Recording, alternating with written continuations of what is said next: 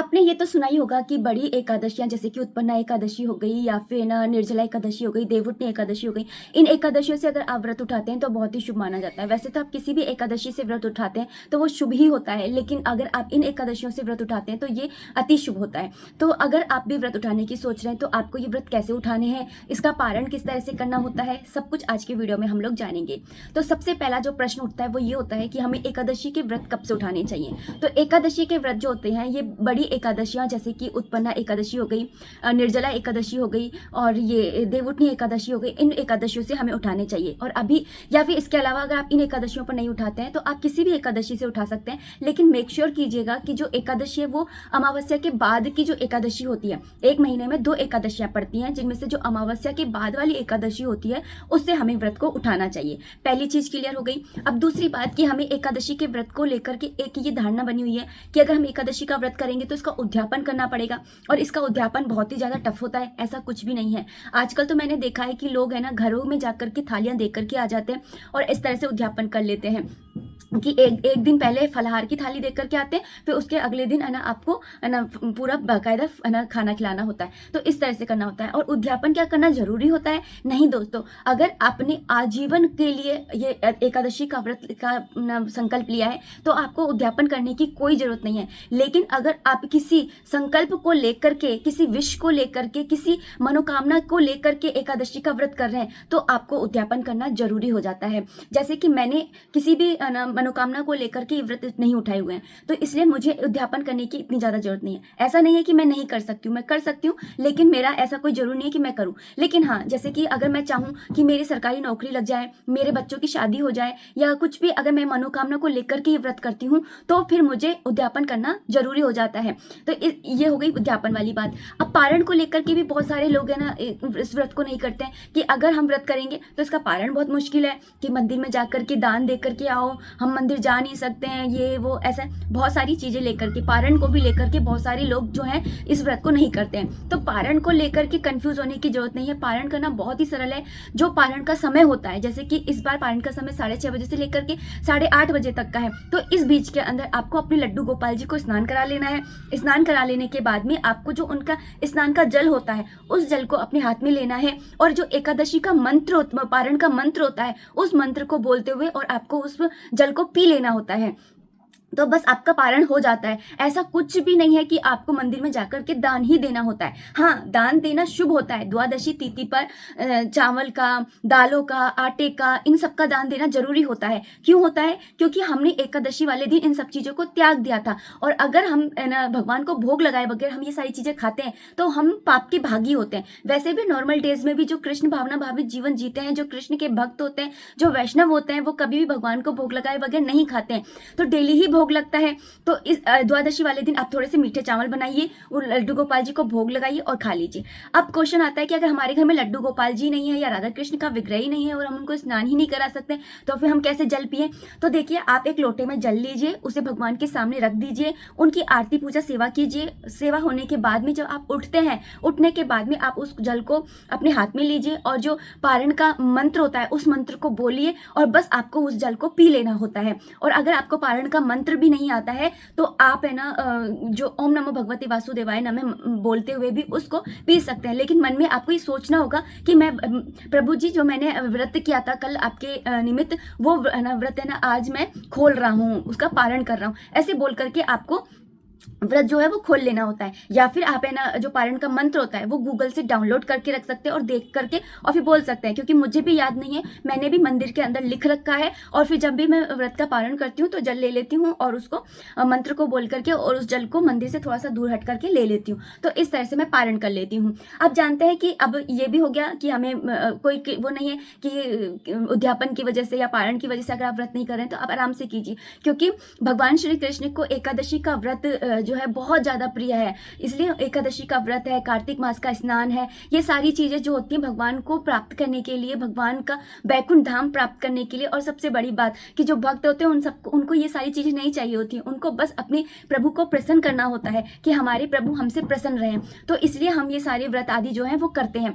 तो अब जानते हैं कि हमें व्रत का संकल्प कैसे लेना है। कई बार ये प्रश्न आता है कि हमें व्रत का संकल्प कैसे करना है। तो व्रत का संकल्प करने के लिए आपको सबसे पहले नहा धोकर के आसन पर बैठ जाइए। बैठने के बाद में आपको अपने सामने एक दीपक प्रज्वलित करना है, एक लोटे में जल ले लेना है। उसके बाद में आपको अपने हाथ में जल लेना है। मैं सबसे कम चीज बता रही हूँ कि आपको जल लेना है। एकादशी के व्रत में चावल का उपयोग नहीं किया जाता है, इसलिए आपको तिल लेना है, जल लेना है। आप 2 लौंग ले सकते हैं, पुष्प ले सकते हैं, या एक सिक्का ले सकते हैं। ये सारी चीज लेकर के भी संकल्प कर सकते हैं, या फिर इनमें से कोई भी चीज की कमी है तो उसे हटा करके भी संकल्प ले सकते हैं, या मात्र आप जल और तिल से भी संकल्प ले सकते हैं, एक सिक्का और जल से भी संकल्प ले सकते हैं।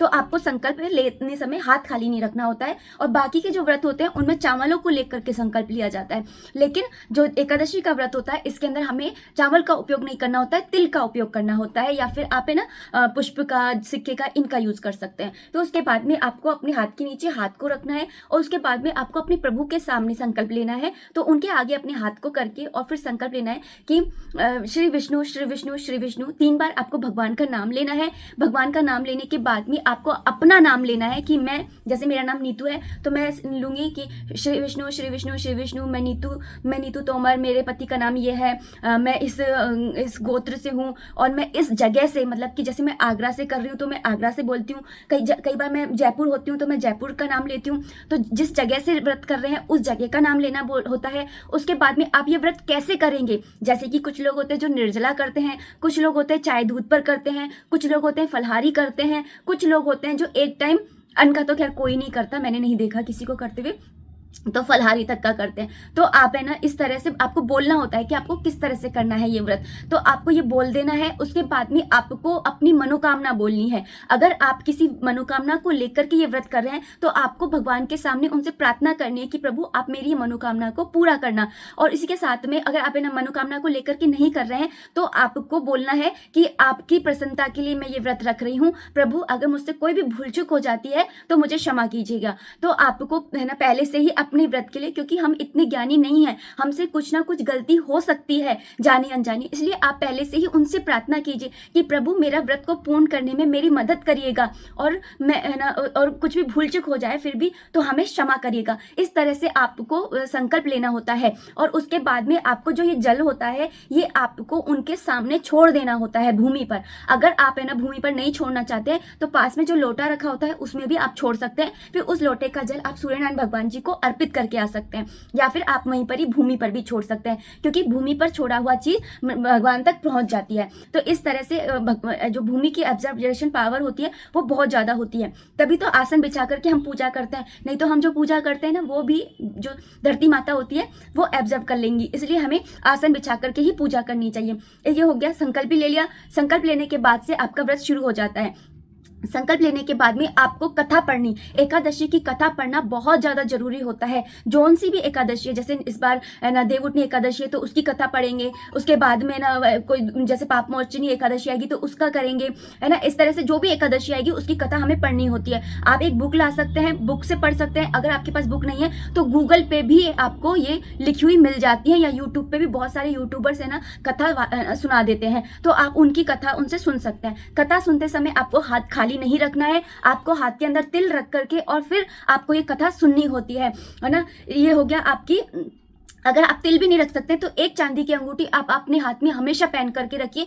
इसको पहनने के बाद में, चांदी की अंगूठी पहनने के बाद में आपको कभी भी है ना ये आपका खाली हाथ नहीं रहा और फिर आप कथा सुन सकते हैं। लेकिन अगर आपके हाथ में अंगूठी वगैरह नहीं है, चांदी की होनी चाहिए, ऐसा नहीं सोने की, है ना, या तो फिर आप तिल को लेकर के और फिर आपको ये कथा सुननी होती है। कथा सुनने के बाद में आपका ये व्रत जो होता है वो शुरू हो जाता है। इसके बाद में आपको सारे दिन भर भगवान के नाम का जाप करना होता है। अगर आपके कोई गुरु हैं, उन्होंने कोई मंत्र दिया है तो उस मंत्र का आप जाप करते रहिए। अगर गुरु नहीं है तो आप है ना अपने मन से ही ओम नमो भगवते वासुदेवाय नमः मंत्र का जाप कर सकते हैं, या फिर हरे कृष्ण मंत्र का जाप कर सकते हैं। साथ ही आप विष्णु सहस्त्र नाम का जाप कर सकते हैं, उनकी ऑडियो चला सकते हैं। ये बहुत ज्यादा शुभ माने जाते हैं इनका करना। और इस व्रत के अंदर दिन में नहीं सोया जाता है, साथ ही साथ इसमें रात में जागरण भी करना होता है। जागरण का एक अलग ही महत्व होता है। चाहे आप एक पहर ही जगिए लेकिन आप जागरण अवश्य करिए। जागरण करने से भगवान जो होते हैं वो प्रसन्न होते हैं। उसके बाद में इसी के साथ में किसी की चुगली है, निंदा करना, ये सब कुछ नहीं करना होता है, क्योंकि जैसे हम अच्छे कर्म करते हैं तो उसका हमें फल है ना दोगुना होकर के मिलता है, सहस्त्र गुना होकर के मिलता है। वैसे अगर हम कोई पाप कर्म करते हैं तो उसका भी फल हमें सहस्त्र गुना होकर के ही मिलता है। इसलिए हमें कोई पाप कर्म भी नहीं करना है, जैसे चुगली कर रहे हैं, हम किसी की निंदा कर रहे हैं, किसी की बुराई कर रहे हैं, इधर की उधर कर रहे हैं, झूठ बोल रहे हैं, ये सारी चीजें हमें नहीं करनी होती है। इसलिए कम से कम बात करिए व्रत का। इस व्रत के अंदर बालों को नहीं धोया जाता है। कई बार प्रश्न आता है कि बालों को धो सकते हैं क्या? नहीं धो सकते हैं। साथ ही साथ इसके अंदर ब्रश का आता है कि ब्रश कर सकते हैं क्या? ब्रश के अंदर आपने देखा होगा कि नमक मिला हुआ आता है, इसलिए हम इसके अंदर ब्रश भी नहीं कर सकते हैं। आप एक दिन पहले है ना ब्रश करके है ना फिर ही सोइए, या फिर हाथ में 12 बार कुल्ला करना होता है। या तो आप एक दिन पहले ब्रश करके फिर रखिए, आपको ना फिर दूसरे दिन करने की जरूरत नहीं पड़ेगी। दूसरे दिन बस आपको कुल्ला करना होता है। 12 बार कुल्ला करने का महत्व होता है कि आपने एक बार लिया, मुंह में डाला पानी, कुल्ला किया और उसको थूक दिया, फिर दूसरी बार किया, ऐसे आपको 12 बार करना होता है। इससे आपका मुंह जो होता है वो साफ हो जाता है। इस व्रत के अंदर दशमी तिथि, ये व्रत जो होता है वो त्रिदिवसीय होता है, 3 दिन का होता है। मतलब कि दशमी तिथि से ही आपको शुद्ध सात्विक भोजन करना चाहिए, क्योंकि नहीं तो पेट के अंदर जो है दशमी तिथि को आप जो भी खाएंगे वो एकादशी वाले दिन आपके पेट के अंदर रहेगा। नाज है, चावल है, कुछ भी है, प्याज वगैरह। इसलिए दसवीं तिथि वाले दिन ही रात के टाइम से ही आपको अन्न आदि का त्याग कर देना चाहिए। अगर आप खाते भी हैं तो थोड़ा जल्दी खा लीजिए, क्योंकि है ना नहीं तो फिर जो एकादशी वाले दिन आपके पेट के अंदर अन्न रहेगा तो ये अच्छा नहीं होता है। इसलिए और साथ ही साथ इस व्रत के अंदर पृथ्वी शयन किया जाता है, ब्रह्मचर्य का पालन किया जाता है। ये सारे नियमों का भी आपको पालन करना होता है। इसके बाद में आती है द्वादशी तिथि, जिसके अंदर हमें पारण करना होता है। पारण का मैंने आप लोगों को पहले ही बता दिया है कि कम से कम पारण आपको इसी तरह से करना होता है कि आपको लड्डू गोपाल जी को स्नान करा के उनका जल हाथ में लेकर के और पारण का मंत्र बोल करके उस जल को ग्रहण कर लेना होता है। और या फिर इससे बढ़कर ये होता है कि आपने व्रत किया है तो मंदिर में जाकर के या तो आप घर पे ही खाना बना लीजिए, खीर बनाइए, पूड़ी बनाइए, सब्जी बनाइए और किसी ब्राह्मण को बुला करके भोजन करा दीजिए। अगर भोजन नहीं करा सकते तो मंदिर में जा करके दे आइए। अगर आप बना करके नहीं दे करके आ सकते हैं तो आप कच्चा दे करके आइए। और जब आप दे करके आते हैं तो साथ में आप दक्षिणा भी रख करके दे करके आइए। ब्राह्मण को घर बुलाते हैं तब भी दक्षिणा दीजिए। और अगर आप है ना मंदिर में दे करके आते हैं तो दक्षिणा जरूर रखनी चाहिए। दक्षिणे का मतलब होता है कि हमारी जो भी हम कर रहे हैं उसके अंदर कुछ भी कमी है तो वो चीजें जो है वो इस पैसे से पूरी हो जाएंगी। तो अपनी श्रद्धा के अनुसार आप कितने भी पैसे रख करके और दे के आ सकते हैं। तो इस तरह से एकादशी का व्रत जो होता है वो किया जाता है। और ये वाली जो एकादशी है, देवउठनी एकादशी, ये सभी एकादशियों में सबसे बड़ी एकादशी माना जाता है। तो इस एकादशी से आप व्रत जो है वो आराम से उठा सकते हैं। आपको एकादशी की अनंत और अनंत शुभकामनाएं। राधे राधे, हरे कृष्णा।